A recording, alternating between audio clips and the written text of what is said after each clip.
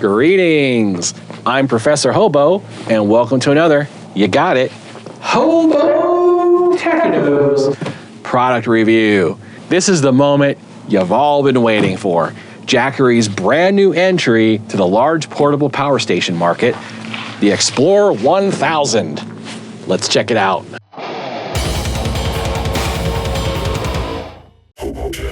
Yes, finally, Jackery is offering a competitive 1,000 watt-hour product with a much larger 1,000 watt pure sine wave inverter, and lo and behold, MPPT charging. It means it can charge a lot faster than the older Jackeries for its size.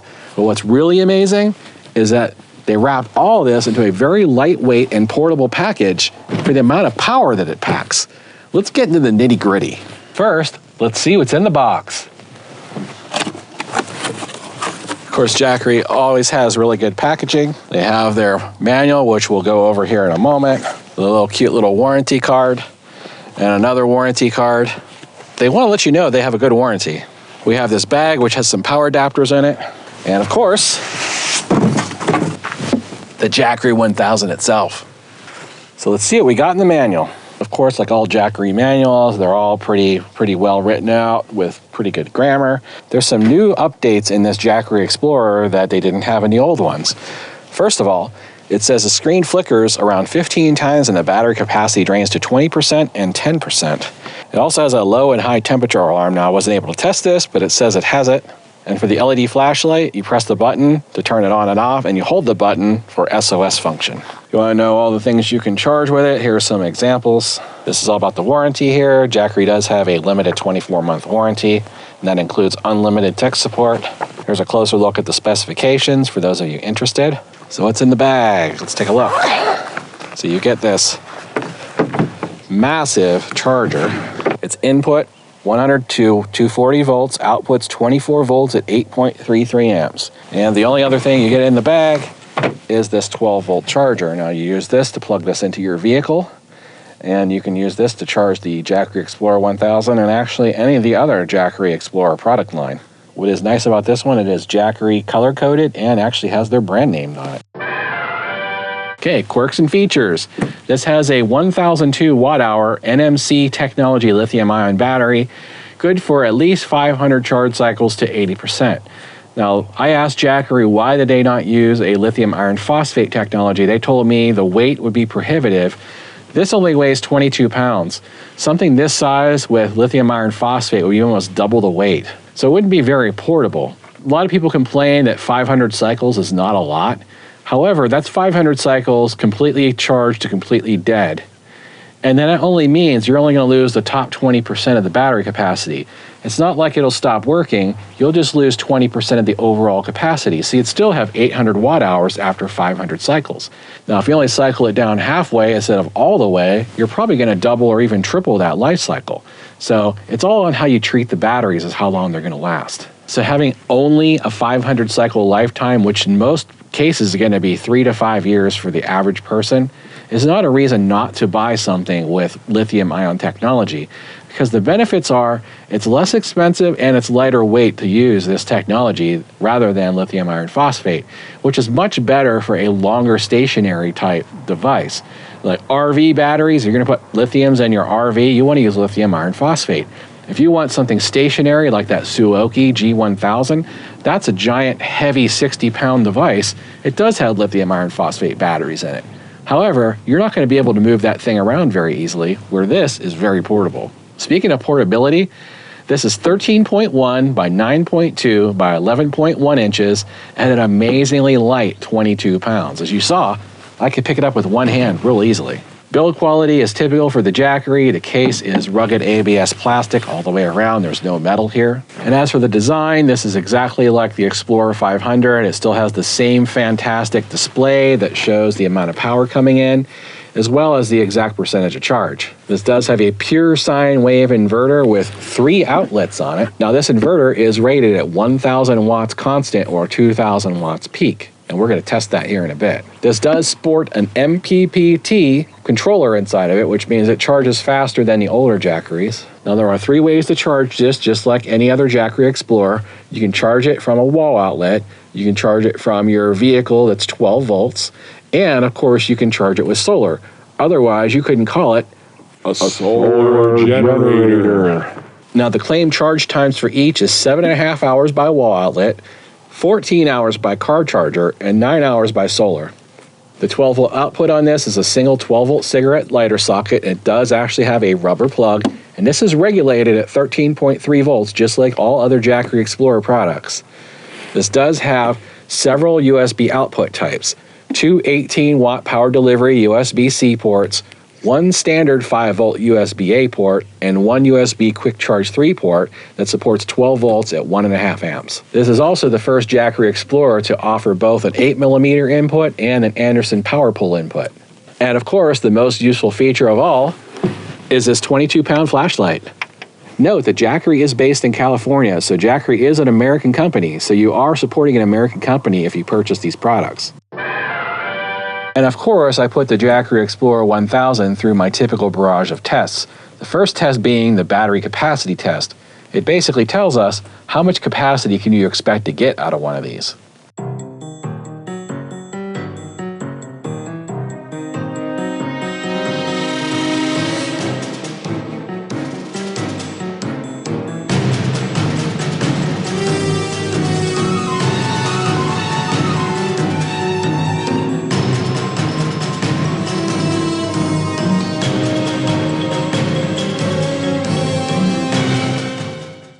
Final result of our discharge test for the Jackery Explorer 1000. 935 watt hours, 7 hours 22 minutes discharge time, 73 amp hours. As you see from the results, we have 935 watt hours out of a potential 1,002 watt hours. That's an impressive 93%. And the reason you get 93% instead of 100% is that almost all these manufacturers, they give you some wiggle room. What they do is they make it so that when you discharge the battery all the way down to 0, you're actually not discharging the battery to 0. You're usually discharging it down to about 5 or 10%.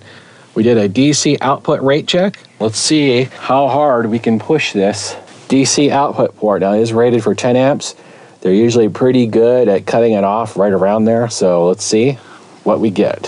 There's 10 amps exactly right there. And it is giving you 12.7 volts at 10 amps. So this is a regulated output. It's regulated at 13.3, but under load, it will drop to 12.7. That's under full load, of course. 10.5 amps. And there we go. It looks like it's good to about 10.5 amps, and then it will just completely cut you off. Now, we did put an oscilloscope on this to test and make sure that this is a pure sine wave inverter, because sometimes we find out manufacturers claim one thing, but actually build something else. And as you can see, we do have a pure sine wave, and we're running at 110 volts, 60 hertz. We also did an inverter capacity test to verify this can handle at least 1,000 watts as specified, but we also test to see how far can we push this above the 1,000 watts before it shuts down. What I'm going to do is I'm going to charge this Maxoak Blue Eddy at 500 watts with the Jackery, and at the same time run the hair dryer on a low.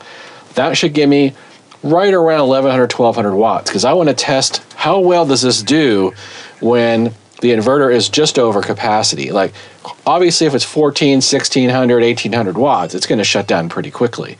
However, what if it's 1,100 watts? What if it's 1,200 watts? What if you want to run a microwave off of this for 30 seconds? Is it going to be able to handle it? That's the question I want to answer. So let's find out.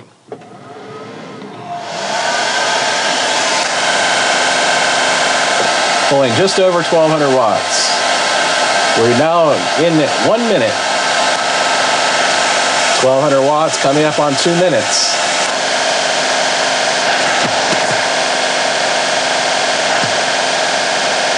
Three minutes, we're still going, so I'm gonna go ahead and end the test there. So there we go, we have some impressive results from the Jackery Explorer 1000's pure sine wave inverter on this. It's rated for 1,000 watts, but I just was able to pull 1,200 watts constantly for 3 minutes. That means you could run a 1,000 watt microwave on this, no problem, to reheat something. Now, I don't know if it'll go 15, 20 minutes at that rate, but 3 minutes is more than long enough for a microwave. Say you want to make coffee, well, those drip machines, they run 5 or 10 minutes. You should be able to do that no problem on this. So finally, there's a Jackery out that you could make coffee with, run a microwave off of, and you could even plug this into your camper van. If you have a small van or small RV with external power, you can plug it in right into the Jackery and power the whole thing. And that's exactly what's going on right now. I am in Donnie's pop-up camper, and this power cord actually powers everything, all the outlets and the lights in here, and I have this plugged into the Blue Eddy. So I just turn the Blue Eddy on, and I get lights in here, no problem. You could do the same thing with the Jackery. Now when you push it above that to the 14 to 1600 watt range, it only lasts about 15 seconds before it shuts down. But that's in the range of being able to run a microwave, a blender, coffee maker, all kinds of stuff you can actually run on 1000 to 1200 watts on this without any problem.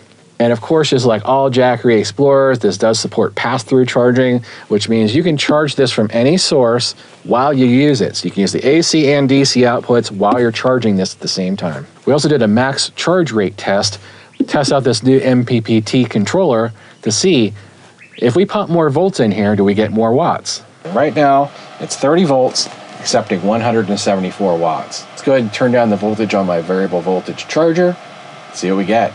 Okay, watch the voltage here, and we'll watch the display up here and see what difference we get as we drop the voltage.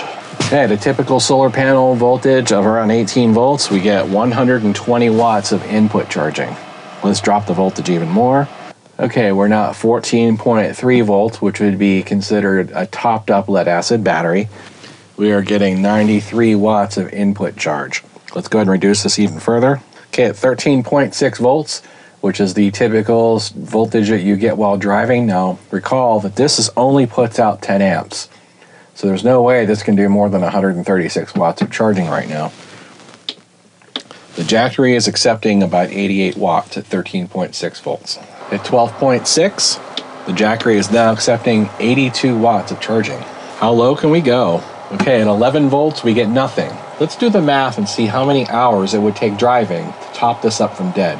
1002 watt hours divided by 88 watts of charging, 11.38 hours, so about 11 and a half hours to charge the Jackery Explorer 1000 exclusively from a 12 volt source while driving.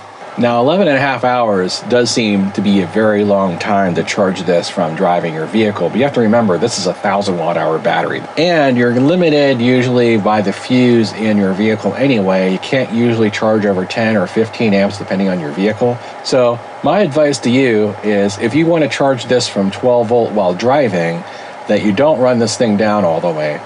Try to keep it charged all the time, anytime you drive, and if you don't run the battery down super far, you might be able to keep this thing topped up just with driving on the road. You can see from the results of our max charge rate test, we were able to pump 175 watts in at 30 volts, which is pretty good.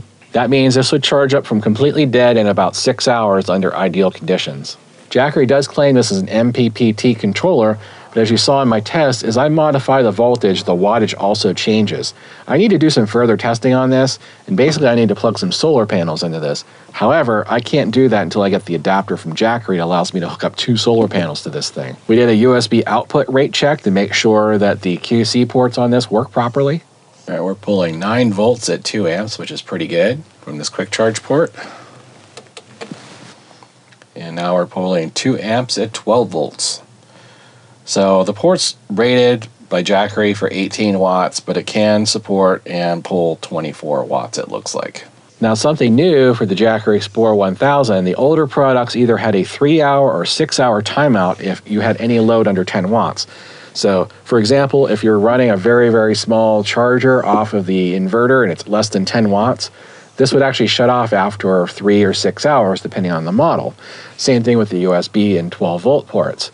However, after a lot of complaints, Jackery decided to change that in this, so now it'll only shut off after 12 hours, which means finally those of you who like to run little tiny USB fans or really small, less than 10 watt devices on these ports can run them overnight now without having to worry about this thing shutting off on you. So what else did I find out during my testing? Well, you watch the time lapse of the discharge test, you can actually see the display blinking at 20 and 10%. Can the Explorer 1000 be paralleled with other Jackery Explorer products? No, not at this time. They don't have any kind of expandability on this, and you cannot replace the battery on this. So what does the professor like about the Jackery Explorer 1000? First, I'm really impressed with the size and weight of the Explorer 1000.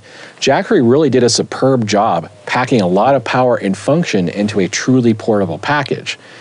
Most competitors are larger and heavier, and almost none of them have the regulated 12-volt output, which is coveted if you're going to use this to power a compressor refrigerator or any other 12-volt device that will stop working if you get below a certain voltage.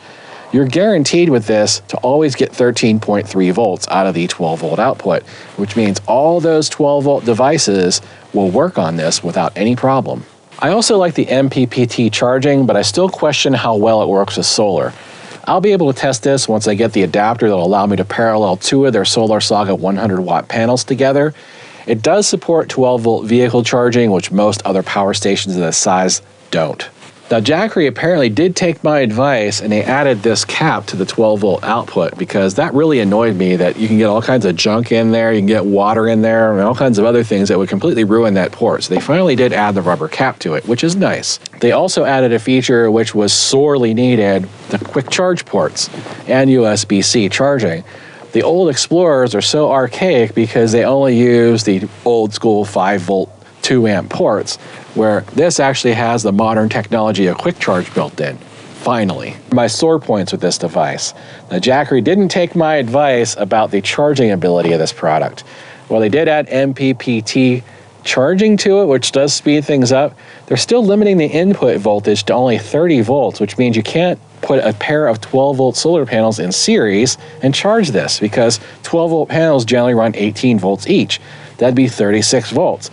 This only accepts 30 volts. So you have to put solar panels in parallel, but then you're also limited to the 10 amp input on this. This does charge pretty fast for its size, but it doesn't charge as fast as some of the other competitors. Now, one of the other things I don't like about this is that there's a long delay between the load and the change on the display. It's about 10 seconds from the DC port, about 20 seconds from the AC outlets. If you plug something into this in the AC outlet, you can expect to wait 20 seconds before it actually shows up on the display. Now, that's not the end of the world, but the old Explorers didn't have this delay. They were almost instant. Now, I don't know if this has something to do with the new circuitry inside, if this is by design, if they're using some kind of different way to measure the power going through it. I'm going to find out, though. Now, this last pain point's minor. It's really just, I don't really care too much for the design. First, the flashlight. Why? This thing weighs 22 pounds.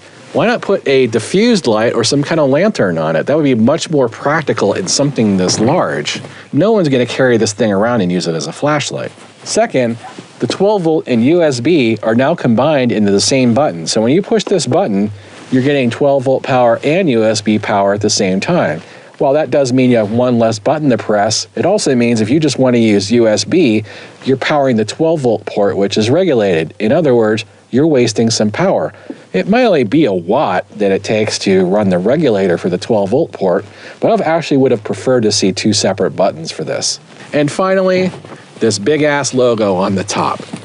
Now, I understand branding, and I know that they want everybody to know that this is a Jackery, but what they should have done is they should have stuck with the old design where they had Jackery right here and kept this nice and clean on top. Because someone's going to look at the front of this and say, Power Outdoors, what brand is that? And then they're going to look at the top and be like, oh, Jackery. I'd much rather if it just said Jackery right here. Then again, this is their design, their branding, they're gonna do what they want. But if I was making the thing, I wouldn't have put Power Outdoors on it. I would have just put the Jackery logo right there and been done with it. Pricing and availability. Everybody wants to know, what's this thing gonna cost and when's it gonna come out? Well, I'm gonna tell you right now, it's gonna come out in the next couple of weeks, and I'm gonna put out a video the day this thing's released, so keep an eye out for that. The price on this retail is $9.99. Now, you're never going to pay that here on HOBOTECH. At launch, you're going to be able to get a 20% off coupon code for this on Amazon to knock this down to $7.99, which is very reasonable if you consider the Jackery Explorer 500 is $3.99 after discounts. This is double the price with much better technology. That makes this a very competitive product because almost everything else is either more expensive or doesn't have the same features. The main direct competitor to this that I already did a review on is the Suoki G1000. It's far more expensive and certainly nowhere near as portable because that uses lithium iron phosphate. That thing weighs almost 60 pounds. It's like 3 times the size of this thing. However, capacity for capacity, they're about the same.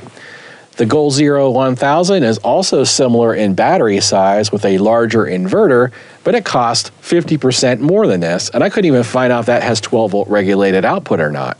Now, the dated Energy Apex is also similar in size and features because for $400 more than this. So why in the world would you buy an Energy Apex over a Jackery Explorer 1000 when this has newer technology and it's $400 less? Now, the main competitor versus price, I was only able to find one on Amazon, and it's this product called a Sungzoo 1000. And that's also $799 for the same 1,000 watt-hour capacity, but I haven't tested one, and I have no doubt the quality is nowhere near what you're going to find in Jackery, and I doubt they also offer a 24-month warranty. So what market is this aimed at? This product is aimed more towards the hardcore campers, RVers, and overlander folk that require more power off-grid for larger appliances and who need longer run times between recharging.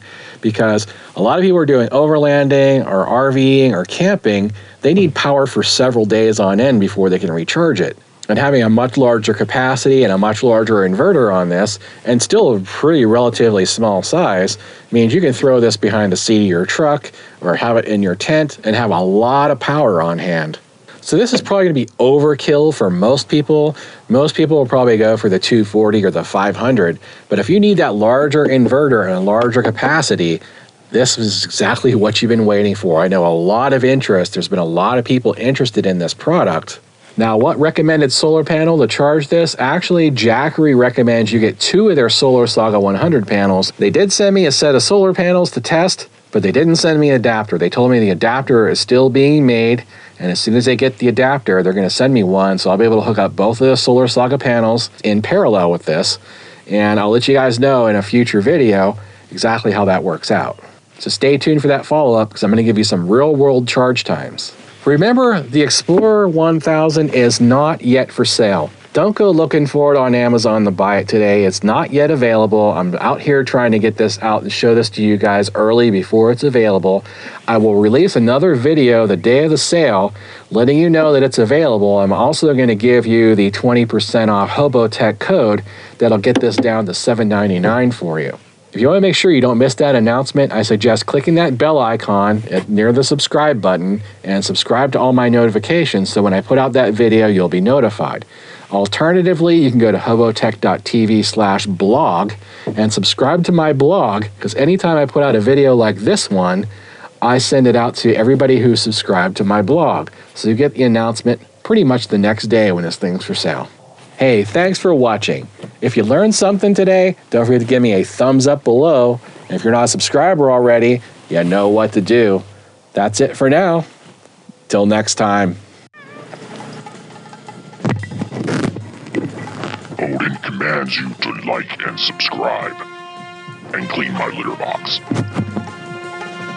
Looks like I'm taking a quick break for some sugar-free, hot, freshly made peach cobbler from Heidi. She knows how to take good care of me. Well, I guess there's no point in wasting this nice hot flat iron, is there?